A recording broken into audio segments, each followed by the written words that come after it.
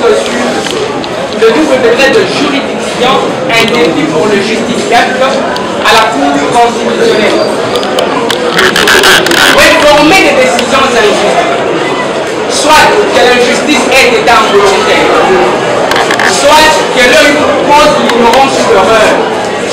Prévenir des jugements volontairement uniques en leur donnant la possibilité de le voir jamais exécuté. Considérer la Cour d'appel comme simplement utile ne rend pas la justice à son importance vitale. Elle est une nécessité absolue. Cette citation de Rouben fait le corps de l'univers dans lequel je souhaite vous immerger. De ce fait, quel degré de juridiction est-il mis en œuvre en pratique par la Constitution? Est-il nécessaire pour la Cour constitutionnelle de créer la chambre d'appel? En effet, le professeur Iboula Tchachila souligne que le double degré de juridiction est une faculté reconnue par la loi à une personne de saisir une juridiction supérieure lorsqu'elle estime que le premier arrêt ne lui a pas apporté satisfaction. De plus, le professeur Luzolo Bambilesa explique dans son manuel de procédure pénale que les décisions de justice peuvent être entachées d'erreurs, d'injustice, voire d'insuffisance.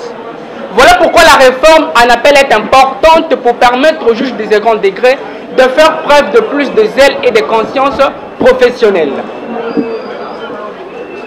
En outre, le principe de double degré de juridiction implique la présence inévitable d'un recours, soit pour analyser l'affaire totalement, soit partiellement. Voilà pourquoi le professeur Minga Chang a eu tant raison d'affirmer que l'exigence de la matérialisation d'un procès équitable se prolonge tout autant au niveau de l'exercice de voie de recours. Fin des citations. Par ailleurs, l'article 21 de la Constitution du 18 février 2006 constitue le fondement de cet axiome en précisant que le droit de former un recours est garanti. De surcroît, l'article 61, alinéa 5 de la Constitution renchérit en précisant que dans aucun cas, et même lorsque l'état de siège ou l'état d'urgence aurait été proclamé conformément à l'article 85 de la Constitution, il ne peut en aucun cas déroger aux droits fondamentaux, parmi lesquels se trouve effectivement le droit des recours.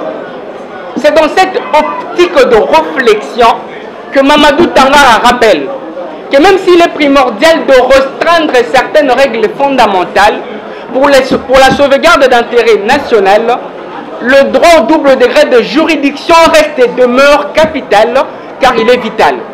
Pourtant, l'article 168 de la Constitution dispose que les arrêts de la Cour sont inattaquables. Monsieur le Président du jury, c'est cela même le cœur de notre propos, et vous l'aurez compris. Et qu'on ait besoin de rappeler qu'il existe un conflit entre le droit fondamental de former un recours contre la règle d'instance unique reconnue à la Cour. Au demeurant, aujourd'hui, la création de la chambre d'appel serait la réponse appropriée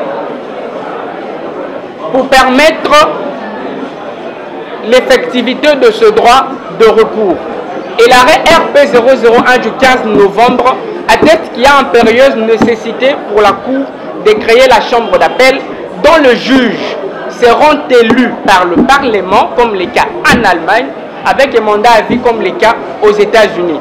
Il faudra, avant de finir, rappeler que bien que le président de la République soit impertinemment appelé Moukwa Tombolo, Mwamai Mukishi, il convient de supprimer le privilège de juridiction car il ne s'agit pas d'un avantage. Mais comment un privilège, comment on peut parler du privilège alors qu'il a pour but d'enfoncer, de restreindre le droit fondamental?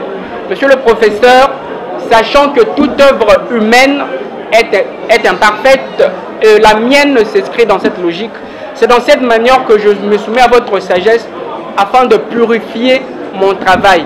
Vos suggestions ou remarques m'aideront dans les jours à venir. Nous sommes là depuis 8 heures. Alors, ma question est simple. Vous parlez du double degré de juridiction au niveau de la Cour constitutionnelle.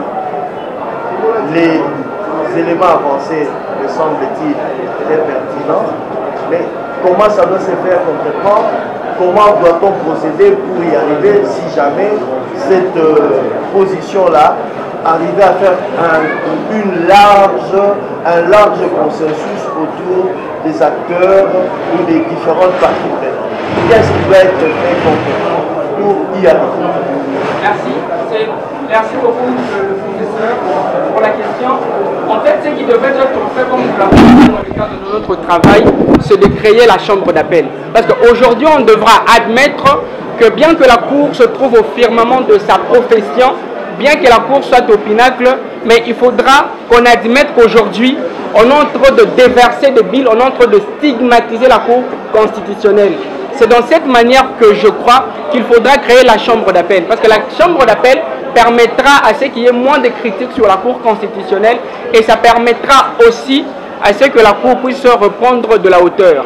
Parce que ici, il ne s'agit pas seulement de justiciables devant la Cour, il faudra aussi parler des complices et des co-auteurs de justiciables devant la Cour qui, dans certaines circonstances, ne bénéficient pas de privilèges de juridiction, mais qui sont aussi victimes de l'inattaquabilité des arrêts de la Cour constitutionnelle. C'est dans cette logique que je crois qu'aujourd'hui, la solution, c'est de créer la chambre d'appel dont les juges ne seront pas nommés, mais élus par le Parlement, comme le cas en Allemagne. Donc c'est dans cet univers-là que nous sommes lancés. Merci beaucoup, M. Commissaire. J'avoue que M. Chako sait séduire les membres des jurys. C'est séduire parce que son langage n'a pas d'ombrage. C'est un langage clair et il a rendu clairement. En fait, je me demandais si j'étais devant moi un travail d'approfondissement ou de spécialisation des DIA. Puisque l'étudiant a relevé les problèmes, il a proposé des solutions. Ce qui donne une certaine originalité à un mémoire déjà au niveau des licences, même s'il a pisé. Enfin, le caractère scientifique, c'est puisque ce qu'il propose ne vient pas seulement de son rêve, c'est soutenu par certains chercheurs. Je pense que c'est à ton actif. Alors, mon unique question serait en cas de contrariété entre la décision de la chambre d'appel et la juridiction principale. Est-ce que ça ne demande pas la révision de la Constitution? Puisque la composition de la Cour, la Constitution dit clairement que les arrêts de la Cour ne sont susceptibles d'aucun recours. Comment tu fais? Tu lieras ta proposition de créer une chambre d'appel et cette disposition de la Constitution par rapport à non-exercice des droits de recours sur les décisions de la Cour. Il faudra qu'on admette néanmoins que la solution ultime, c'est de réviser la Constitution. Parce que c'est la révision de la Constitution qui permettra effectivement que la chambre d'appel puisse...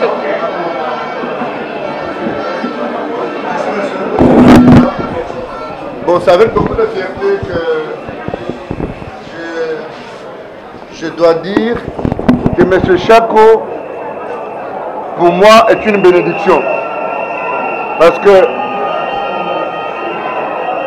enseigner est une chose, encadrer est une chose, rencontrer de la terre fertile, c'est une autre. C'est une question que nous avons suffisamment, je voulais dire, autour de laquelle nous avons suffisamment échangé entre M. Chako et moi. Au début, je me disais, comme vous l'avez si bien dit, c'est une question qui ne peut pas relever d'un simple licencié. Parce que ça implique plusieurs approches et plusieurs questions au même moment de droit. Mais que je dois avouer que Chako aborde une thématique qui en fait loge en soi une certaine valeur axiologique d'une haute portée et que ça mérite toute l'attention des chercheurs au niveau de ce que ça veut dire, comment dirais-je, sacrifier des droits fondamentaux au profit d'un certain privilège qui n'en est pas un, parce que vous êtes élevé en fonction, vous abandonnez les doubles degrés de juridiction, vous êtes jugé en dernier ressort, alors que la Constitution elle-même consacre le fait que toute décision doit connaître un deuxième degré. Et il y a une sorte de valeur fondamentale qui se cache au travers l'option de Constitution, parce que si le premier juge commet une erreur, ou s'il y a un problème avec le premier juge, le deuxième doit réparer. Et il propose justement une démarche qui est totalement scientifiquement soutenable. Personnellement, je dois te dire que je suis fier de ton travail. Je suis fier de ce que tu as pu produire comme dissertation. Et à chaque moment que quelqu'un fait la différence, nous avons fait le choix de le dire pour encourager les autres. À chaque moment que ceux qui ne le font pas, nous devons aussi le dire pour qu'ils puissent absolument corriger. Et donc, je n'ai pas d'observation supplémentaire. J'ai fait bien les observations des éminents professeurs qui ont fait des remarques sur le travail, mais que je te demande prochainement, quand tu viens dans une défense publique, il faut observer les règles. Pour moi, je vais t'écouter avec la plus haute mention de ce soir, mais je vais t'ôter quelques points à cause de l'absence de la cravate. Et pour t'en récompenser, je t'achèterai avant de dormir une cravate de la valeur que tu veux. Merci beaucoup, Monsieur le Président. Oula, c'est les mani. Waouh! Ça, c'est ma petite Chaco. Ma petite grande distinction. Ma petite Célimani. Maloba. Le premier groupe d'étudiants a reçu avec la mention grande distinction.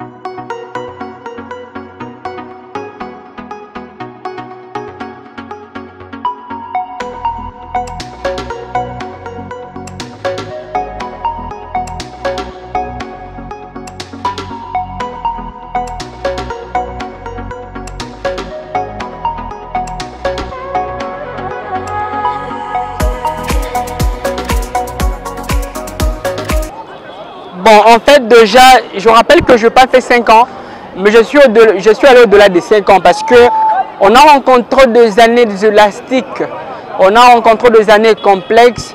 Quand cela, nous avons tenu et on a aujourd'hui défendu un travail qui portait sur les justiciables à la Cour constitutionnelle à l'épreuve de double degré de juridiction. L'objectif de ce travail, c'est effectivement d'amener des réformes au niveau de la justice pour qu'à partir de maintenant, les arrêts de la Cour puissent être attaquables par la création effectivement de la chambre d'appel. Parce qu'il faut rappeler que les arrêts de la Cour sont inattaquables en droit positif et que si on prévoit aujourd'hui le mécanisme de la création de la chambre d'appel, en prenant compte mon mémoire, j'espère que ce sera une bonne chose. Je présente toute ma gratitude aux membres du jury, étant donné que les défauts aujourd'hui c'est peut-être que je n'avais pas de cravate. C'est ça qui fera en sorte que j'ai eu la réduction de quelques points. Bon, c'est pas grave, je ne suis pas habitué aux cravates, peut-être dans les jours à venir. Mais en tout cas, une reconnaissance, une redevabilité, en ce sens qu'ils nous ont encadrés, ils ont accepté de faire partie de notre jury. Oui, il y a mes parents à qui je rends hommage. Parce que je rappelle que dans mon parcours académique, bien que mes parents étaient confrontés à des contraintes, mais néanmoins, j'ai acheté tous les ouvrages de première année en L2. Peu importe le prix, je crois avoir acheté tous les ouvrages. Et ça, ce n'est pas parce que j'étais l'enfant spécial, c'est parce qu'effectivement, mes parents ont cru en moi. Et qu'aujourd'hui, je voudrais leur dédier ce travail. Ce n'est pas par mes efforts, c'est parce que bien sûr, ils étaient là où ils mesurent et je leur rends hommage.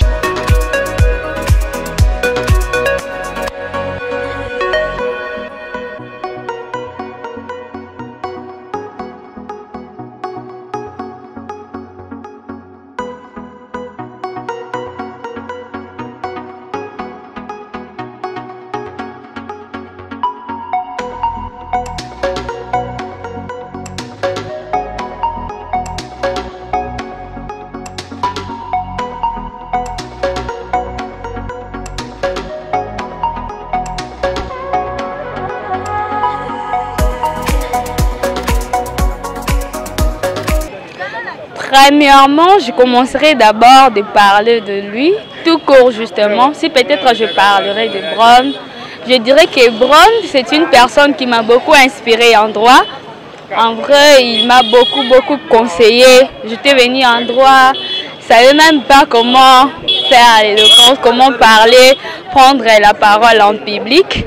Et Bron m'avait vraiment beaucoup aidé, il m'avait vraiment beaucoup aidé. Durant mon parcours académique, il s'est vraiment impliqué. Et aujourd'hui, vraiment, je félicite Bron. Malgré tout, je pleure parce qu'il nous quitte là. Il nous quitte, il part déjà. Il nous quitte. Mais j'espère que ce travail et tout ce qu'il a fait, ça va encore grandir encore une fois de plus. Merci à Bron et Mungo. On fait ça. Bon, je tenais juste à lui féliciter. En fait, ça ne me surprend pas de lui. Bron, c'est un gars super intelligent. Sûrement, on s'attend à des bons résultats. Et je tenais d'abord à lui féliciter. Parce que parler en public comme ça, ce n'est pas facile. Mais il a presté, il a parlé et c'était magnifique. Personnellement, je suis très impressionné de la grandeur de Maître Bronnaise devant le jury. Le jury a été très impressionné au point de dire que c'est vraiment une présentation d'un DS. Et nous avons été aussi très impressionnés sur le plan scientifique parce que Maître Bronnaise a fait ressortir des solutions très importantes sur le plan de la justiciabilité des faits de la Cour constitutionnelle en donnant l'opportunité de pouvoir créer une chambre d'appel pour le justiciable de la Cour constitutionnelle en vue de pouvoir garantir les doubles degrés de juridiction. Le jury a été tellement très impressionné et nous espérons à une mention la plus grande distinction pour Maître Bronnaise. Alors comme l'a dit le professeur Laurent Onyemba, Bron et Mongo c'est une bénédiction, un esprit. Avec lui aujourd'hui on comprend que le droit n'est pas l'éloquence, mais le droit rime avec éloquence. Et j'ai toujours dit au-delà d'être un étudiant normal, Bron c'est un philanthrope. Il nous a accueillis dans la faculté, il nous a encadrés. Et aujourd'hui, après nous encadrons également beaucoup d'étudiants. Donc c'est un étudiant aujourd'hui qui n'a reflété que le travail de longue haleine qu'il a eu à faire au niveau de la faculté de droit. Voilà, personnellement, je pense que c'est les meilleures mémoires jusqu'ici, la meilleure défense jusqu'ici. Il y a même le professeur Kalala, les membres du jury qui ne cessaient de s'interroger pour savoir s'il s'agissait des mémoires de DEA, des travaux de DEA ou d'un simple étudiant en licence et qui défend son mémoire, vu la profondeur et la pertinence du sujet. Donc jusqu'ici, c'est la meilleure défense et nous l'encourageons. Comme le disait le professeur Laurent Onyemba, Bron, c'était l'esprit, c'est une bénédiction. Et donc, nous n'avons qu'à le féliciter et à l'encourager.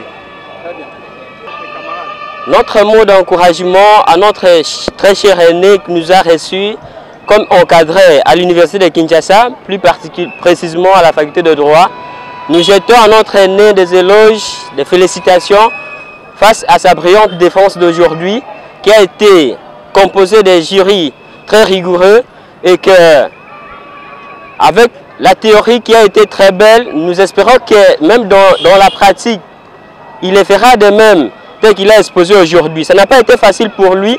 Il a été félicité par son directeur. Non seulement par son directeur de mémoire, mais également par le président du jury, professeur Félicien Kalala, un professeur très rigoureux qui a opté pour certaines questions et que les vieux nous a très bien représentés. Il a pris parole, a parlé, il s'est très bien exprimé avec courage, avec ardeur, avec ferveur et que je pense que même dans la vie pratique, il le fera de même. Il sera un avocat très précieux. Oui, merci. Braun, comme l'a dit le professeur, c'est une bénédiction. Et surtout, quand il a utilisé l'éloquence dans son mémoire, vraiment, il avait bien défendu et qu'il y avait une crépitude, une rectitude dans ses habitudes, comme il a toujours fait. Et le moment où il prononçait son discours de la défense, je me suis souvenu d'un jeune Victoire qui prononçait son discours dans un doctoire, avec dire un auditoire, alors que ce fut à Bruxelles, à l'époque coloniale. Ah, bien sûr, cette histoire n'est pas une histoire factuelle, elle est fictionnelle, mais pas actuelle. Et donc, ce qui revient à dire que une très belle défense que je n'ai jamais vue et entendue comme d'habitude. Je dis merci et félicitations à Braun. Celui qui, avec amour, prenait du temps pour nous apprendre le droit et l'élégance, et maintenant pardon. C'est triste. Nos cœurs sont en train de saigner de douleur, avec joie. Pourquoi? Parce que des beaux souvenirs différents. En réalité, votre vertu est pour nous, on ne sait pas comment qualifier ça, est comparable à l'or. Et voilà donc un titre de gratitude. Parce que vous avez contribué ou en tant que promotionnel, j'ai préparé ce petit cadeau. Merci beaucoup Fortune, merci. Et que probablement merci, je n'ai pas d'autre mot que ça. Merci du fond du cœur Fortune. Merci en tout cas. Merci. Fortune. Fortune, merci en tout cas, merci en tout cas. Le père de l'école de l'excellence est là, si présent. Effectivement, c'est notre aîné promotionnel, connu par ses intimes et ses disciples que nous sommes, ambassadeur Braun et Mongo. C'est un plaisir singulier pour nous de prendre part à sa brillante défense. En réalité, ce messier a encouragé, a félicité, a gratifié d'ailleurs pour ce qu'il a fait au sein de l'université de Kinshasa, de par l'apprentissage de l'éloquence partout ailleurs. Ensuite, en tout cas, c'est un modèle pour nous et nous ne cesserons jamais de les gratifier, de les condamner à cœur. Ce qui est évident est que ses vertus sont à suivre et sa grandeur, tout ce qu'il a fait pour nous, ne cesseront jamais vraiment de nous faire revivre encore sa présence. C'est ce que nous pouvons dire et nous les remercions également de nous avoir appris l'éloquence, le droit, surtout avec son expression « il faut lire ». C'est un sentiment de joie. À ma qualité d'abord de chef de promotion, l'étudiant Braunès et Mongo, aujourd'hui licencié, c'est quelqu'un qui a rendu service au sein de notre alma mater, l'université de Kinshasa. Un étudiant brillant, c'est lui qui a instauré l'éloquence au sein de l'université de Kinshasa. Il est juriste et puis éloquent. Il a participé dans plusieurs concours. Il a représenté la RDC et l'université de Kinshasa qui est son université. En Égypte, à Lubumbashi. Et aujourd'hui, il a défendu avec la mention la plus grande distinction. Quoi de plus mauvais, quoi de plus normal, pour moi, chef de promotion, de venir rendre hommage à notre digne fils, nonobstant à notre digne fils. Je suis représenté ici au nom de la promotion à double casquette. En ma qualité de chef de promotion et en ma qualité de oncle. Oui. Je suis en Amongo, c'est mon oncle. Et à ce titre, je suis fier d'être à côté de ces messieurs. Merci beaucoup. Mais hélas, il va laisser un vide. Est-ce qu'avez-vous préparé, n'est-ce pas, surtout ses préparer quelqu'un pour ses vertus, sa grandeur, vous succéder? Mais non. Je ne sais pas trop. C'est à lui de nous préciser parce que un bon maître ne peut pas aller avec toute sa bénédiction. Voilà. Vous devez léguer à la génération future. Avez-vous préparé quelqu'un pour succéder, continuer à pérenniser votre œuvre? Mais fortune est là, non? Allez-y. Mais aujourd'hui, en tout cas, je merci. Mais ma défense aujourd'hui a pour objectif de rendre hommage à mon ami Augustin Bakambi qui était parti dans des conditions mystérieuses. Et aujourd'hui, en sa mémoire, j'ai prévu ça pour lui dire que je l'aimais. Parce qu'effectivement, s'il était vivant, je crois qu'Augustin serait là. C'était un professeur, c'était un encadreur, c'était un ami. Et que je voudrais que partout il se retrouve, qu'il sache que je ressens de la grande fierté d'avoir vécu en les connaissant. Et qu'Augustin, je t'aime partout où tu es. Et je n'ai pas évité à le manifester aussi. En tout cas, c'est mon ami. Il est parti. J'espère qu'on le rejoindra tôt ou tard. Merci en tout cas, merci pour l'amour. Est-ce qu'on peut applaudir pour notre digne fils? Waouh. Entendez d'abord. Waouh. Entendez d'abord. Entendez d'abord. Autorité, de bouger. Entendez d'abord. Autorité. C'est des choses.